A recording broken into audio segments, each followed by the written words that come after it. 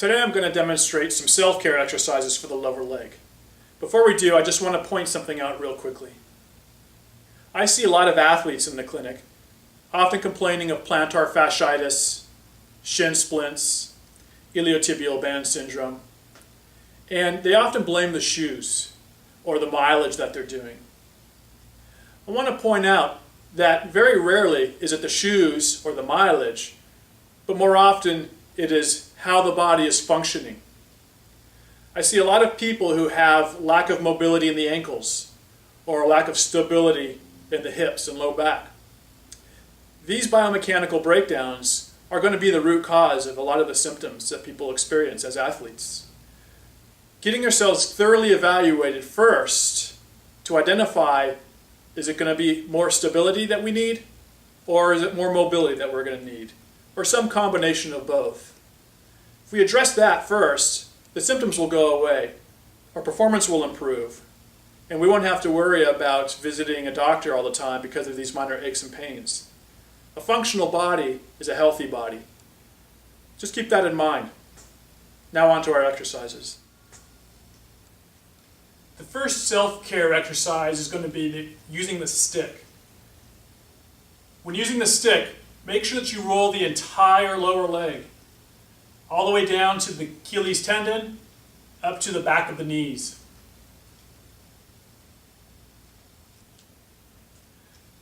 You shouldn't roll too hard with the stick. The stick is best used to just help warm up the tissues.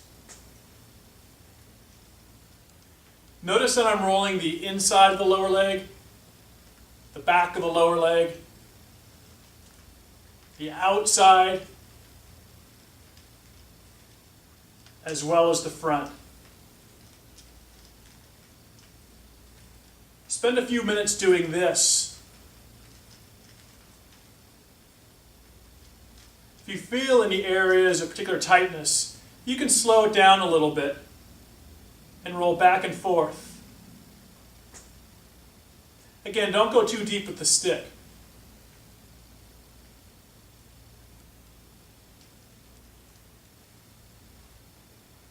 Do this for 3 to 5 minutes on each leg. The foam roll is designed to help release fascial restrictions. Fascia responds a little bit differently to this type of work. Stretching is more designed to loosen up muscles, whereas foam rolling helps to release fascia. We're going to use this foam roll similar to the stick. We're going to roll the whole back of the leg, from the back of the knee down to the Achilles tendon. We're going to go much slower because fascia likes to take its time to release. I'm using my hands to lift up my body so that I can roll back and forth. Taking my time. If I feel an area of tenderness, I'm going to stop and just rest into that spot. Breathe. Wait until the fascia starts to release. It's also helpful too to actively move the ankle through a range of motion. This may intensify the tenderness a little bit, but work within your comfort range. Make sure that you roll the inside of the lower leg as well.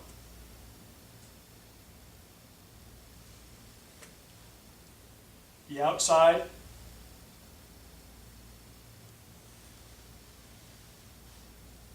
And take that down to the Achilles tendon.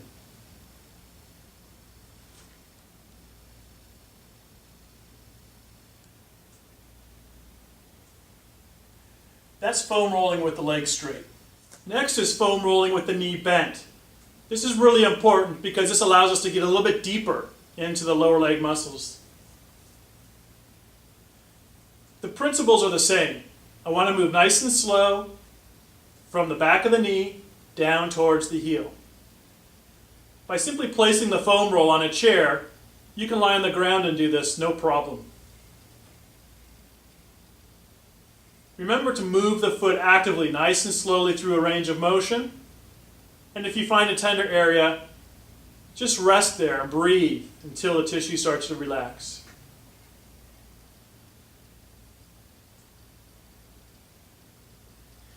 Again, If you need to add a little bit more weight into the technique, you can take your other leg and just cross it right over and press down.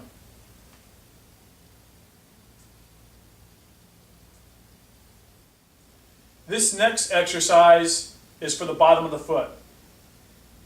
Simply place a tennis ball on the floor and slowly roll back and forth. This is like foam rolling for the bottom of the foot, designed to release any fascial restrictions.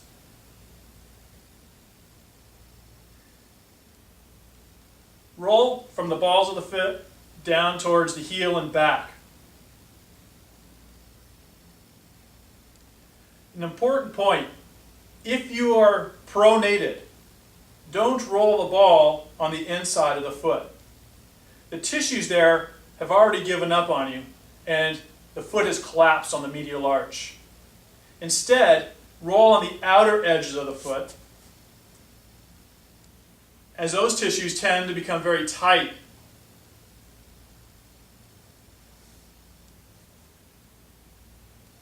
If you're one of those few people who have an excessively high arch, then I recommend that you roll on the inside portion of the foot, because those tissues are extremely tight and they're lifting that arch up. This is not a very common condition.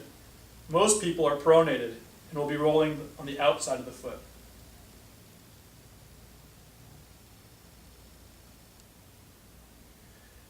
Do this for 2 to 4 minutes and see how that feels.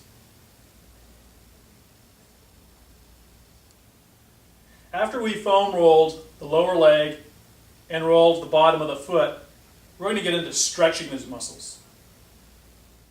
Now we're going to stretch the muscles of the lower leg. We've warmed up the tissues with the stick. We've done some myofascial release with the foam roll, and now we're going to stretch the muscles. I'm going to use a stretch strap.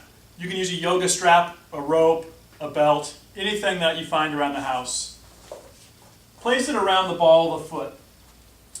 Now, here, I'm not going to use the strap to make the stretch occur. Rather, I'm going to use my muscles that help dorsiflex the foot. When I dorsiflex, the tight plantar flexor muscles on the back of the leg have to release. So I'm going to increase the stretch back here by activating the muscles in the front of the leg. I'm using the strap just to help give a little extra at that last range of motion. So as I dorsiflex, I reach the end range of motion, and I'm going to use the stretch strap to pull gently for a count of 2 and release. And release. And I'm going to do this 6 to 12 times. When we do this with the legs straight, we are stretching the superficial calf muscle called the gastrocnemius. A lot of people will stretch this muscle, yet still complain of tightness in the lower leg. I'm going to show you how to address the muscles that are deeper to the gastrocnemius. You're going to slide on down to your back. Again, you can do this on the floor, on the bed. And it's going to be the same principle. Hip is going to be flexed 90 degrees. The knee is going to be flexed 90 degrees. And again, I'm going to dorsiflex the foot and then use the strap to gain another 1/4 inch or so of stretch. Oftentimes people say they feel the stretch lower down the back of the leg, more towards the Achilles tendon. And that's where you should feel it. This particular stretch helps to stretch the deeper muscles called the soleus and tibialis posterior. Oftentimes people do not stretch with their knee bent like this, and those muscles continue to get tighter and tighter, even though they're stretching the superficial muscle with the leg straight. This stretch is extremely important. It must be done on a regular basis. Again, each time I'm doing a stretch, I am dorsiflexing the foot, and then I use the strap at the end of the motion to gain a little bit more of a stretch, and then I relax. Hold for a count of 2, and then move on. This next exercise is not so much of a stretch, but rather a passive joint technique to help free up any restrictions that we have in the ankles. I'm going to take a stick, place it on the outside of my little toe, keeping the stick as vertical as possible. I'm going to shift forward, bringing my knee on the outside of that stick, as far as I can, trying to keep the heel down on the ground at all times. At first, you might feel a little catch in the ankle. Don't go into any pain, but rather just go into a nice, comfortable range of motion and then come out. With each repetition, as the joint becomes a little more mobile, you'll start to feel you can go greater range of motion, deeper into the move. Let me show you from the side.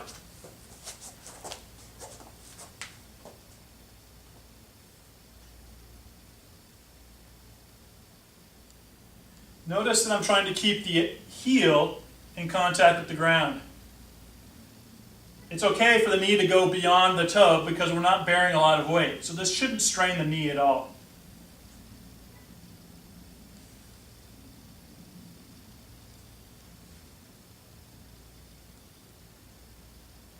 Do this one about 6 to 12 repetitions, or until you start to feel a little bit more freedom in that ankle.